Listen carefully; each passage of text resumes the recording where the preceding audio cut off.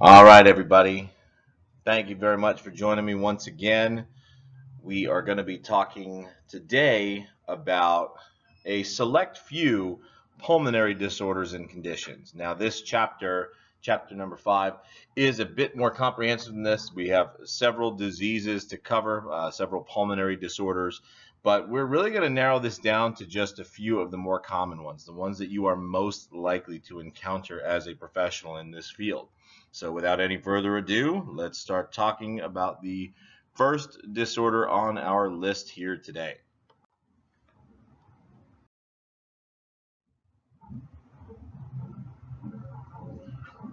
Well, I suppose before we get into the first thing, just a couple of quick liner notes here to give you an idea as to what to expect. When it comes to exercise and various lung diseases, we know that there's benefits of regular exercise. However, exercise might not always be beneficial to those who have different types of lung disease. For example, exercise can contribute to asthma, and it can also contribute to exercise-induced bronchoconstrictions, or EIB, which we will talk about both of those at length here as part of us studying this particular chapter here on pulmonary disorders. Another big thing, and this is why where you live and where you do things is important, is exposure to air pollution. That can also bring on symptoms of asthma and chronic obstructive pulmonary disease, or COPD. So we're going to get into all that. Those are going to come up later, especially specific to some of these conditions. But those are a few things to keep in mind. We always talk about how great exercise is, the benefits of it, what it can do. But in this case, there are some times, or there are some conditions in which exercise can actually do more harm than good. So really kind of having an idea of the things that we're going to talk about in this chapter are going to help you when you have clients with any kind of pulmonary disorder whatsoever. And our first disorder that we'll be discussing, and probably one of the longest sections of this, is on asthma. What is it? Well, asthma is a chronic inflammatory lung disease that affects 6 million children and 25 million people overall. Primary symptom of this disorder is difficulty breathing because of a narrowing of the airway. Now, while we are talking about narrowing of the airway, and we know we need that airway open and that oxygen to breathe, death from an asthma attack is relatively uncommon. However, the bronchorestriction response to exercise occurs in 90% of asthmatics. So you notice that's highlighted here in red. So what that means is that we have to be a little extra cautious when working with someone who has asthma. That doesn't mean that they cannot participate in exercise or that they can't participate in cardiorespiratory exercise. However, you need to be prepared for the fact that with 90% of people, it will trigger an asthmatic response. So you need to really kind of do a little trial and error, start with very low intensities and build your way up gradually, because it's common, it's normal. They'll talk about it, and we'll talk about treatment methods as well, because some of them are aimed at alleviating the issues that might come up as a result. But being educated, knowing a little bit more about how it works and what causes it, what triggers it for someone to actually have an asthma attack, that's going to be helpful to you as a professional, because it's going to help you kind of pick and choose your intensities, your modalities, the things that are going to help you get this person where they need to be from a physical fitness standpoint. Now, when it comes to asthma here in the United States and around the world, what we've seen in the last 30 years is that the likelihood of it, or the incidence of it, so how many people have it, has increased pretty substantially in the last 30 years. Some reasons that they postulate might be adding to this, a few things here. An increase in airborne pollutants. So when you hear people pioneering causes to do more for the environment and minimize air pollution, there really is something to this. It can actually affect your physical health. Things like emissions, carbon dioxide, lead, sulfur dioxide, etc. All of these airborne pollutants might be something that contribute to the increased rate of asthma. There's also bacterial and specifically viral infections. Not to mention the world is a lot more close-knit than it used to be. People travel more frequently and come into contact with more people more easily. So that could be something that spreads relatively easily in comparison with 30 years ago. Diet, what we eat, the nutritional value, the content of it, and that's of course related to several other comorbid conditions that might happen along with this, and possibly reduced microbial exposure during infancy. These are little organisms that help form our skin, your gastrointestinal tract, lungs, etc. And that's something that we won't necessarily focus on for us, but these are a few of the things that might be causing the increased rate of asthma, and diet specifically is something that does kind of fall into our scope and our world.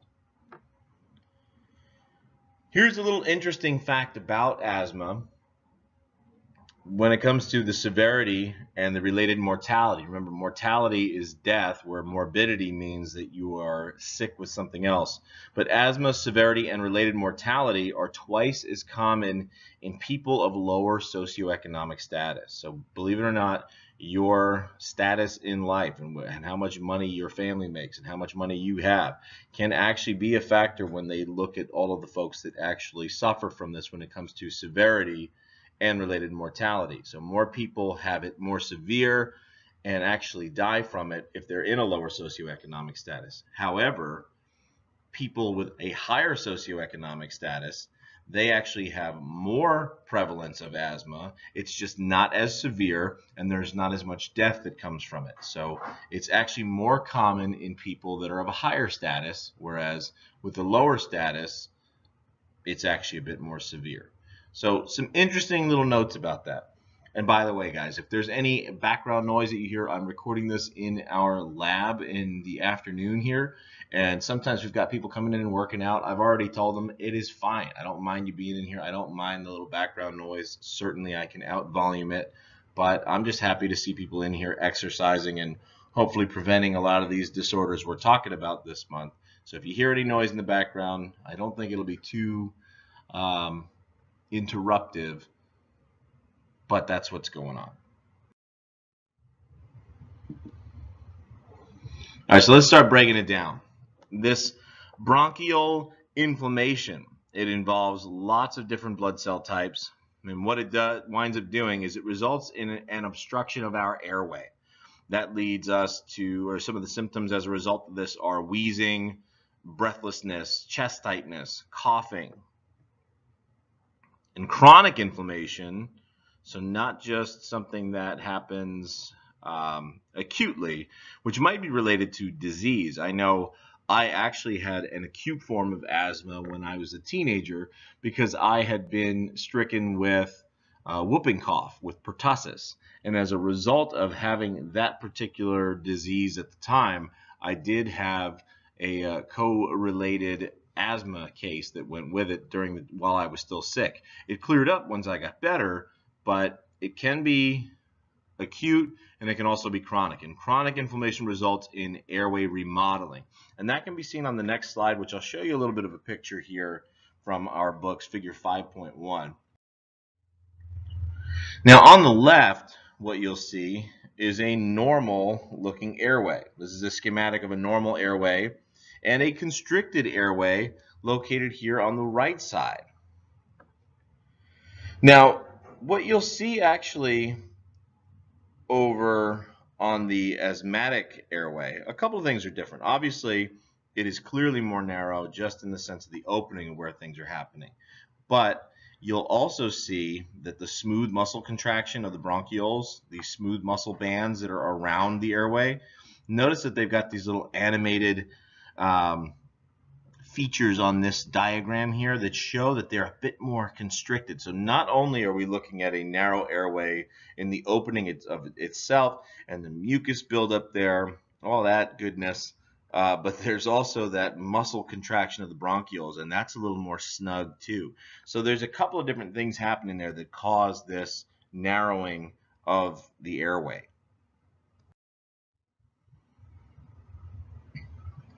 Now, all asthma is not created equally. The criteria for defining the severity of asthma are defined in Table 5.1, and I don't have the table in here. It gets a bit more technical than what we need to really look at here, but a couple of things for defining how severe it is include the following. How often your breathing causes you to wake up. The level of lung function, and that's defined by forced expiratory volume in the first second. So going back to the assessment chapter, if you look at the section where they look at spirometry, where they actually measure your breathing and lung capacity, that's where you can measure the forced expiratory volume of how much air you're able to put out. And what they see is the level of lung function, whether and how low that FEV is going to have an impact on the classification of severity for asthma. There's also the frequency and use of medication. For folks that have to use this medication more often, obviously they would get classified in a more severe class. If they have to use it less frequently, they would be less severe class. And the ranges here in terms of what those classifications are, they've got 4 of them. On the low end, that's intermittent, which is the lowest. And then on the high end is severe persistent. In the middle there, so you have on the low end, you've got intermittent, you have mild persistent, moderate persistent, and then finally that's severe persistent, which is the highest classification. So those are the 4 areas that people are going to fall into. And again, it's based on a number of different factors that we don't play any part of the diagnosis, but you would think that as an exercise professional, if you work with someone with asthma, depending on what they're classified as and how severe it is, will obviously impact our choices for intensity of exercise and possibly some of our modalities and choices as well.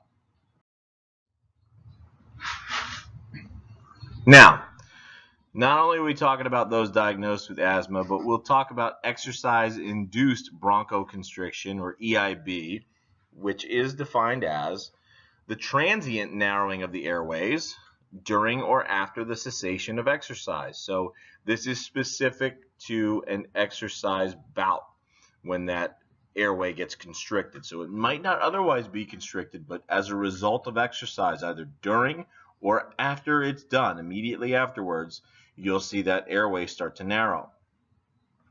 And this can happen in those who we already know have apparent asthma, those who have been diagnosed and already know they have it, or it can be something that happens in people without any apparent asthma. And how do we define it? It's going back to that FEV, that forced expiratory volume that we would measure. It would be defined as a decrease in that volume by 10% or more. So if we see someone, we hook them up to a spirometry device, we measure the FEV, and we see that just in general that they are 10% less than they should be, then that would be considered exercise-induced bronchoconstriction, or EIB.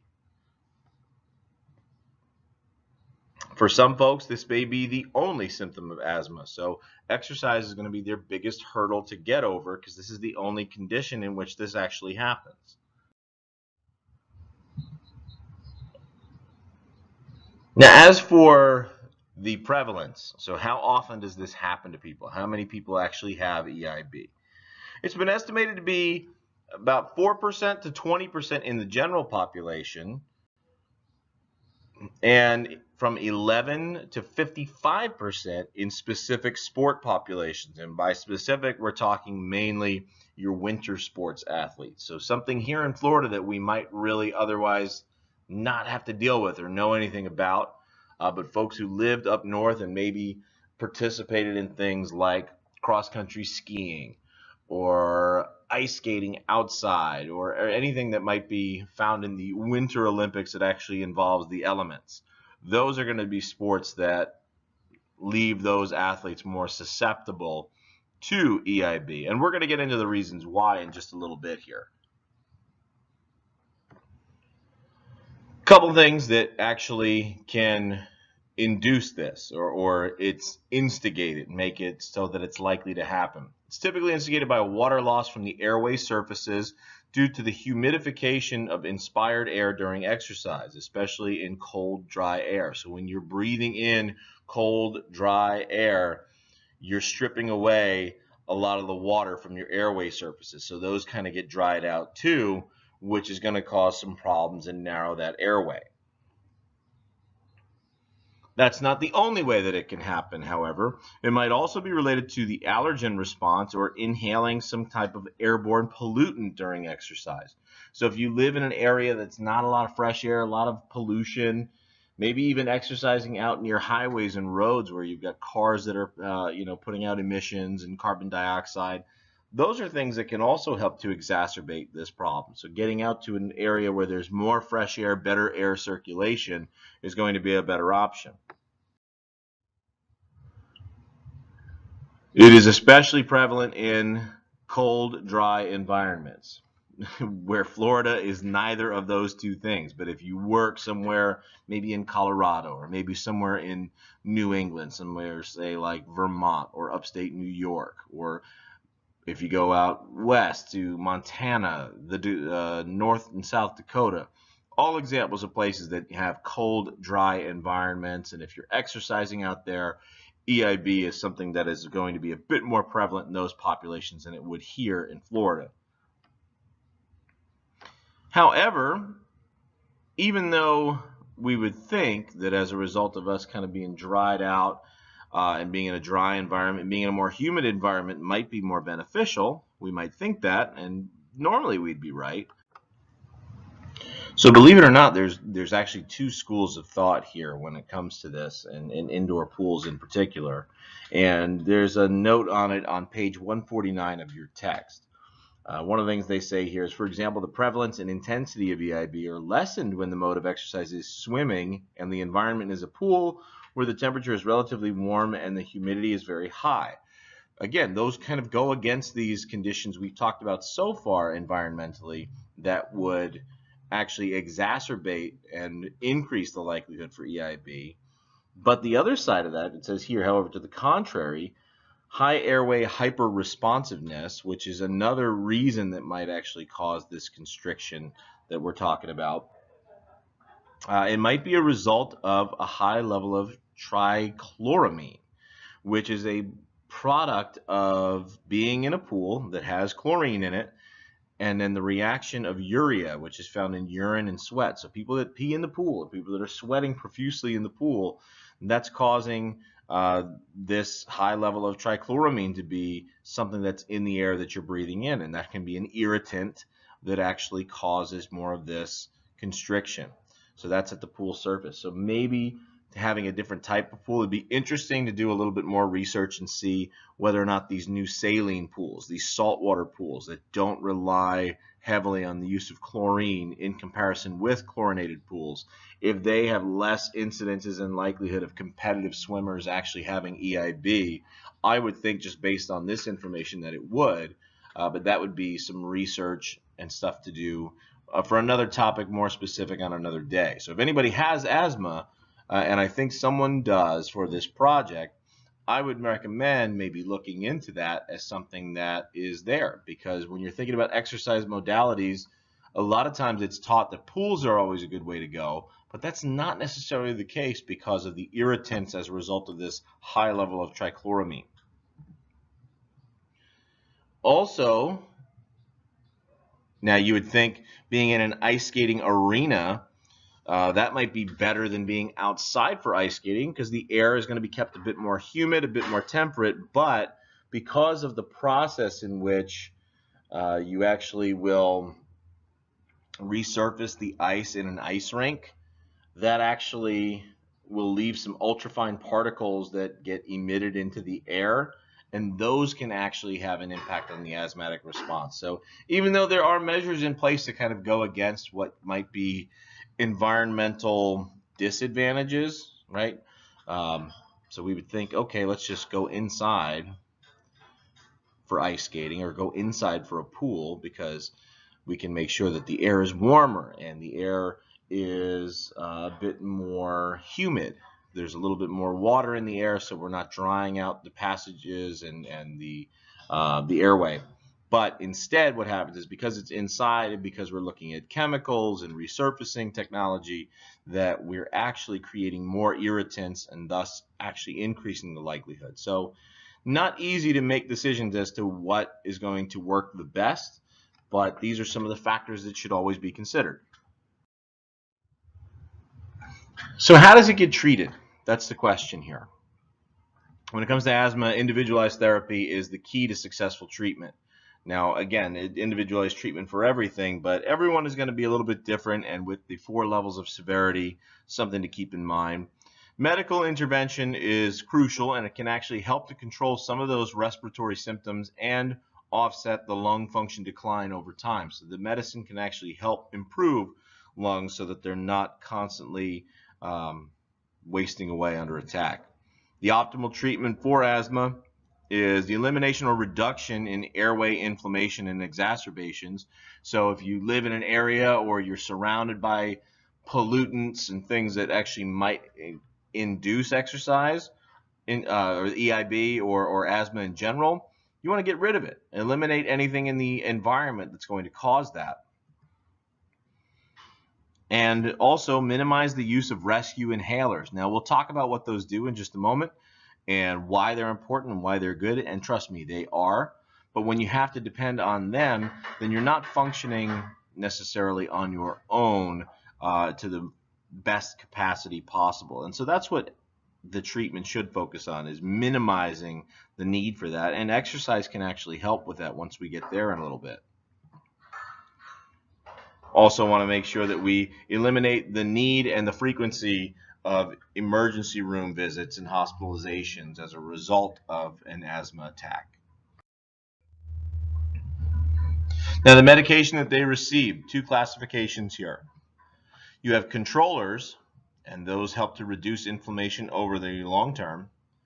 These are taken on a daily basis, whereas the other option are relievers, and these are taken to counteract an acute obstruction or bronchoconstriction and supplement the use of controllers. So controllers, long term, they're taken every day. They're meant to help with the long-term health, whereas, relievers are going to be there to utilize in case there's an asthma attack and it needs to be addressed quickly and get the breathing back to normal in a faster, more efficient way.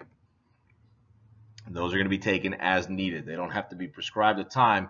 If you start to have that narrowing of the airway and you're not breathing well, you start that wheezing or coughing, that's where you want to take out that reliever or that inhaler and use it. Something like an inhaled corticosteroid, or ICSs. Inhaled corticosteroids are also taken via inhaler, are taken over a long period and have fewer adverse effects than taking the same type of medication orally. So breathing it in is a little bit better than putting it through the digestive system. ICSs improve pulmonary function, and they also can help to reduce inflammation. However, because we're introducing corticosteroids into the body, if they're taken for more than 3 weeks, the effects are somewhat diminished. So you no longer have the benefits associated with them if you take them for too long. B2 adrenergic agonists, say that 3 times fast, those are bronchodilators, so they're going to help open the airways, used as controllers and relievers, and they are effective for almost all individuals that suffer from EIB. You've got short-acting beta agonists, again, because that's beta adrenergic agonists. Short-acting beta agonists, SABAs, they peak after 60 minutes. So after 60 minutes, that's when they're the strongest and most helpful. You've got LABAs, the long-acting beta agonists. Those last up to 12 hours. And long-term LABA use may not be safe and should only be used in conjunction with ICSs. Now remember, everybody, we're going over the medications here, and it might be something that you are not quite as interested in because it's not something that we really specialize in as part of what we do. But this is just to give you the information on what they use to treat this condition on their own and what they're going to be walking in the door knowing about. Now, they're going to know already what to do and when and how. You just kind of have to have an idea as to what that is, what it looks like, and how it's going to affect you doing your job. Remember, this course, these topics, this is largely conceptual. It's not a lot of things that we can really do hands-on because we don't work in a pulmonary rehab clinic. We don't work in a cardiac rehab center. But we can talk about these concepts, and you can commit some of this to memory, hopefully have it kind of floating in the back of your minds. And always keep this book with you, because if you have someone that comes in the door and they have asthma, and let's say you don't remember the things we're talking about here, or it wasn't quite as in-depth as what you might need to help do the job, you just need to know what book you need to go to, what the recommendations are, and how to use that information. I'm here today recording this just to kind of give you a little bit more so you have a little bit of an active mental process of having some of this floating around inside your head if you've never talked about it before. Some people or athletes that are at greater risk or have a higher prevalence of EIB. We mentioned ice rink athletes, we mentioned swimmers, and we mentioned why. We talked about cross-country skiers and that cold, dry environment. However, most individuals can exercise with no symptoms. If it does occur, it might happen while they're exercising, or alternatively, it could happen immediately after, and it depends on the intensity of the exercise. Lung function may also gradually fall during longer-term aerobic exercise, depending on the intensity of that as well. So you might actually affect lung function during longer-term aerobic exercise. So if you have somebody doing aerobic exercise for a long period of time. We've got tables on tables in this book, and they're talking about a few here on page 153 that go over some of the exercise recommendations, and they'll look relatively familiar to you with a few exceptions, mainly in the cardio area. So let's talk about aerobic guidelines first. Obviously, because we're talking breathing and the lack of ability to get enough oxygen to supply the body with what it needs, aerobic intensity should start out very, very low and progress slowly because we want to avoid symptoms. We don't want to exacerbate an attack. We don't want there to be one. If there is, it happens, but our job is to start with much lower intensity and see what they are able to tolerate and work our way up. What they recommend when you're looking at heart rate reserve or VO2 max, starting out at between 40 to 60% and trying to get a 20 to 60 minute bout 3 to 5 times per week. All right, so a little bit different than our normal guidelines, certainly much less intensity than what you're used to seeing, but also sometimes the duration is going to be modified as well. So as long as we're hitting those numbers, those are going to be your general recommendations when it comes to asthma. Vigorous intensity. So we're talking all this low intensity. It doesn't mean that you cannot have a vigorous intensity exercise in there. However, this is where that individualization is really, really essential. As long as their symptoms don't get worse as a result of you doing it, it is perfectly fine to throw in there. But again, work with your client, know them, go work with them for a little while first before you start getting crazy and trying to go higher up on the intensity spectrum.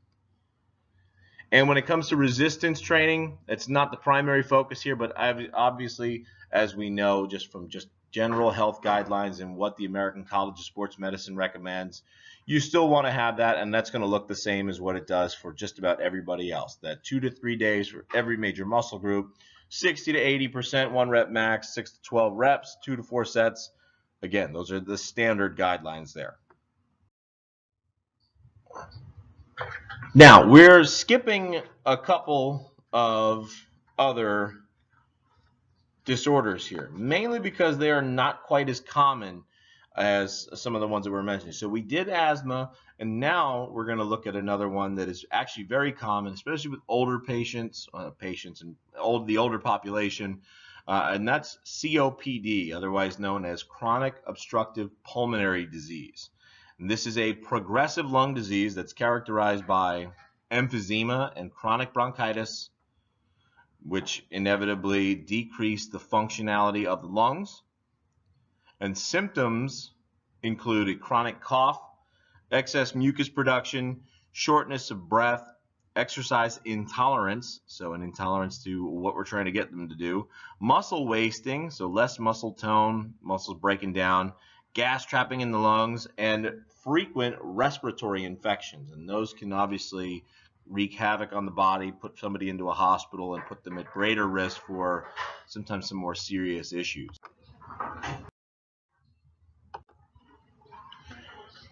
All right, so what are some of the physical characteristics of COPD?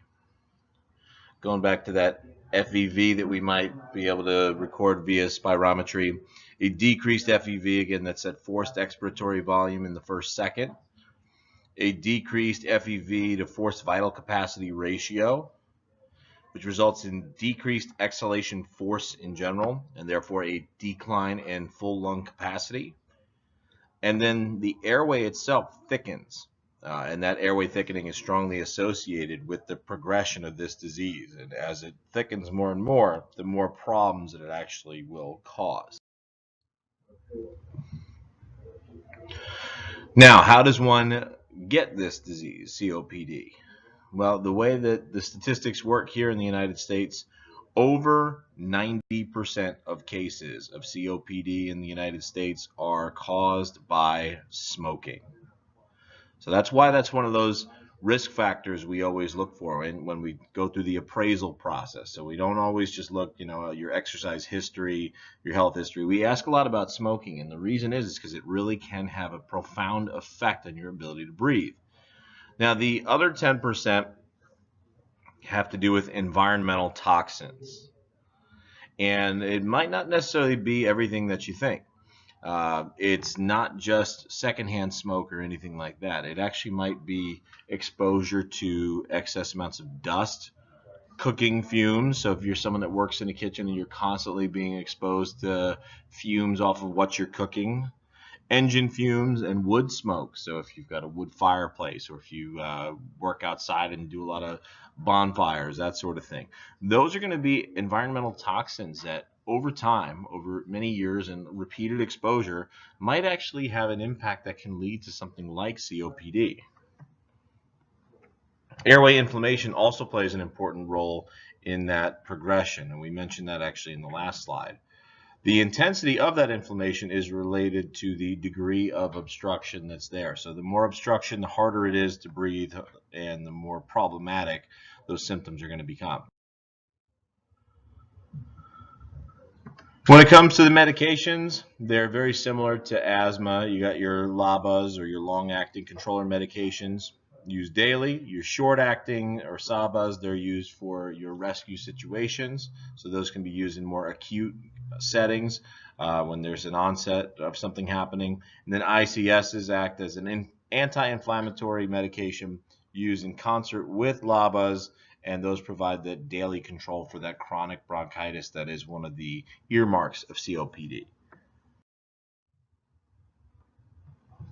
So let's get to finally what our wheelhouse is and what we do in order to help with this, and why we would be a valuable component as to someone who actually has COPD, and that's exercise.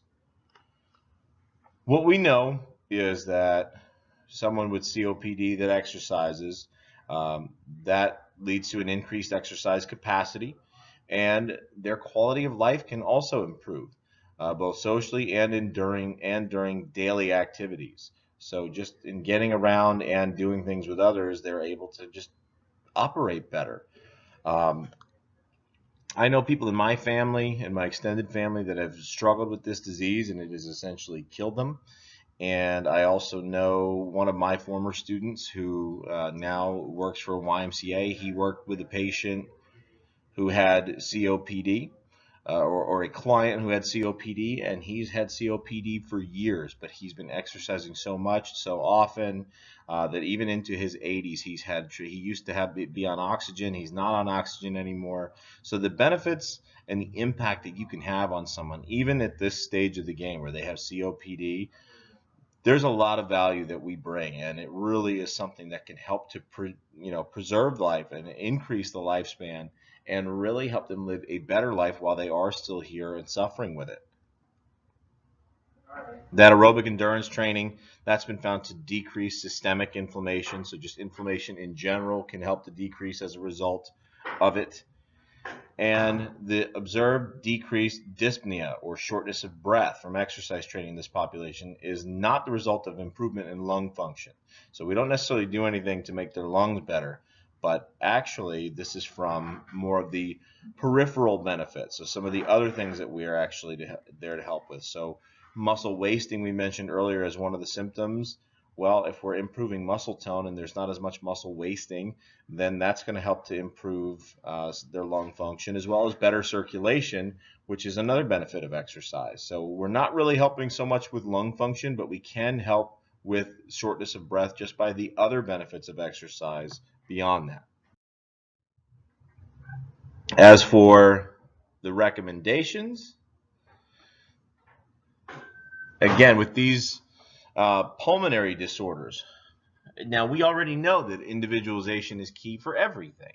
Whether you're general population, special population, athletes, doesn't matter. There's a certain degree of gosh, I'm blanking. I guess I've been talking too long. There's a certain degree of individualization that we need to make sure we incorporate. But when it comes to this, there's really no consensus on an optimal protocol, because even with everything else we've talked about, you notice there are tables. There are some things that we have out there that give you some recommendations that are pretty general. But in the case of COPD, it's not quite as cut and dry. There's a lot of individual differences when it comes to exercise tolerance. Some people can just simply tolerate it much better than others, and that's really the biggest governing factor of what it is you're supposed to do. Resistance training, we know that can help with strength and muscle mass, and that'll help against that muscle wasting.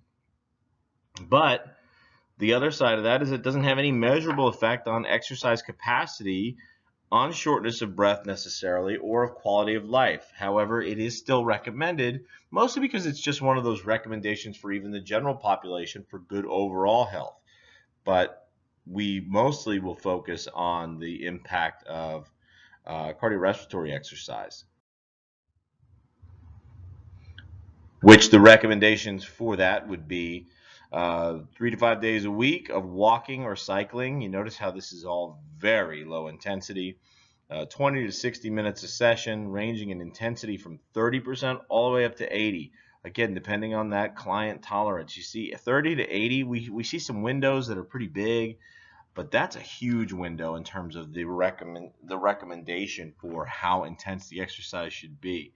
So you see that this is something that you really have got to do a little bit of trial and error and let their tolerance be the governing factor as to how intense you should make this kind of exercise.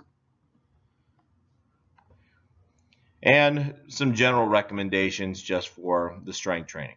2 to 3 days, 8 to 12, 1 to 4 sets, 2 to 3 minute rest periods. Again, making sure that we're not taxing them in their breathing, giving them a little extra time there for rest periods. And that's probably the biggest change from a general guideline. But it looks pretty similar to what we're used to seeing. Finally here, we're only really going to talk about 3 pulmonary disorders as opposed to talking about all of them. But we're talking cystic fibrosis now. And cystic fibrosis is a disease you've probably heard of, but you may not know exactly what it is. It's not something that I was always up to speed on. It's one of the most common life-limiting genetic diseases in the Caucasian population. So that's who it primarily impacts, our Caucasian folks. Although the average lifespan of these individuals, so someone who had cystic fibrosis in the past, their expected lifespan was only to be 10 years old back in the 1960s. So go back 50 years. Now, as recently as 2015, so just 3 years ago, it's over the age of 40. So modern medicine, detection, those have all really improved the outcomes for folks who do suffer from cystic fibrosis. So there it is, that rapid increase in technology that helps us test for cystic fibrosis. Actually, in 2015, it has gotten very good in the sense that it can pick up cases and detect whether or not someone has cystic fibrosis right at birth. So that's a pretty good statistic right there that shows just how different this is versus back in the 1960s. All right, cystic fibrosis also affects multiple organs in the system. Caused by a mutation in a protein called the cystic fibrosis transmembrane regulator. So that's the protein that gets affected. It's located on the membrane of many cells and facilitates water transport. It's located in cells that line the airway, the sinuses, pancreas, intestine, bile ducts, sweat glands, and the vas deferens, which is responsible for male ejaculation. When it's defective, which is what causes cystic fibrosis, secretions outside the cell are not hydrated with water. And those secretions then become thick and viscous, and they may actually obstruct the organ systems from working. So that viscosity is just kind of like how thick a liquid is. And so if they become more viscous and more thick, that's going to certainly impede functionality of these organ systems. Some symptoms for folks that have it: sinusitis, slow destruction of the pancreas, so the pancreas really takes a pounding here. Intestinal obstructions. However, pulmonary disease is the leading cause of death and morbidity in individuals with cystic fibrosis. So people have pulmonary disease on top of it, and this is one of the biggest things that causes death in these folks that suffer from cystic fibrosis, which is why we're talking about it here. As airways become inflamed and injured, and that leads to more bacterial infection, which is why it causes death. Cough, wheezing, and hyperreactive airways are common symptoms that do become worse as the disease itself progresses and gets worse. Some medications and therapy on the front end: chest physiotherapy, which focuses on concentrating controlled active breathing and coughing exercises in order to mobilize secretions, so to not let these things build up and get in the way, kind of force them up and out of the way, so that they're no longer obstructions. And inhaled medications also help to clear some of these secretions and reduce the viscosity of the secretion, so it'll actually make them a little thinner, a little more fluid-like, as opposed to being thicker. There's also anti-inflammatory meds, antibiotics, to use to prevent and treat inflammation and any of those bacterial infections that we've mentioned.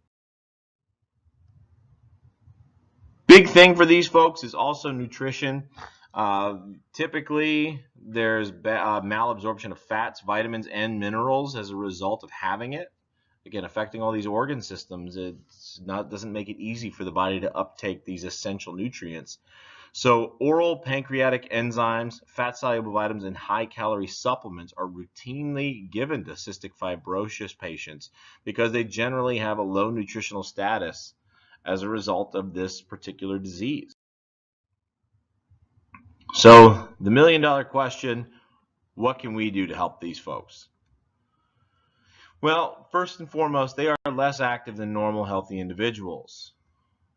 But we can help them because exercise has a positive effect for them on their exercise capacity, their own strength, their lung functionality, and their health-related quality of life.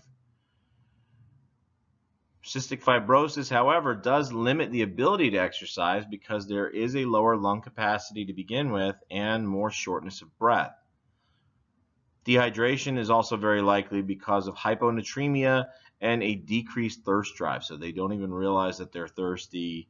This is a disease that really interferes with a number of systems, like we said, so it's one to be very, very cautious with. Now, when it comes to some exercise testing and recommendations, you flip over to page 172. You want to make sure that you are setting yourself up for good programming and determine the intensity at which coughing and other symptoms occur. So kind of getting an idea as to how hard something is before they start really coughing and having a hard time. You also want to look at posture, spinal alignment, and trunk muscle control as well. This will allow for proper exercise prescriptions since clients with cystic fibrosis show higher recruitment of their abdominal muscles at lower workloads and at respiratory rates. So they're going to have higher abdominal muscle recruitment at lower workloads. So you might think that they can handle something, but the truth is maybe it's something entirely different, which is why we want to kind of submit them to a battery of tests, not only for cardio, but also when it comes to just how hard they can work out. Some basics here. Last slide, last before we send it home. 3 to 5 days a week walking or cycling, low intensity, right? 40 to 70 is a good range to look at of their peak heart rate.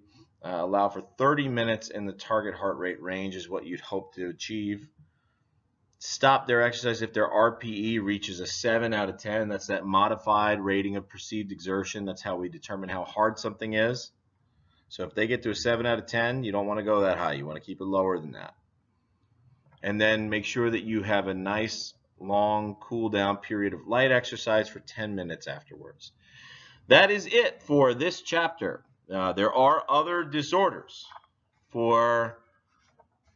actually we'll leave it at that. Now, I'll tell you this, I do expect you to read the text, go through, have some notes on the other disorders that we did not go over. But those are the three that we're talking about only because they're the ones that we're most likely and most commonly going to be exposed to working with folks out there. All right, thanks everybody. Appreciate you watching, and we'll see you on the next one.